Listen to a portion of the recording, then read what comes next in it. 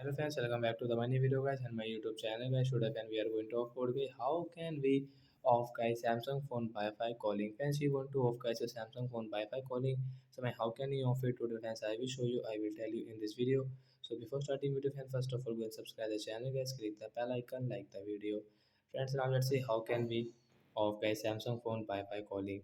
Guys, we will on our phone setting guys. After on phone setting guys, you can see this tab setting friends. Click on guys your phone connection setting as tap here. Friends, click on your Wi-Fi calling. Friends, you can see your Wi-Fi calling notification, make and receive calls over a Wi-Fi connection whenever available. So friends, you can off from here guys. You don't want to use guys your Samsung phone Wi-Fi calling guys, you can off from here. After all guys, you cannot use guys your Samsung phone Wi-Fi calling.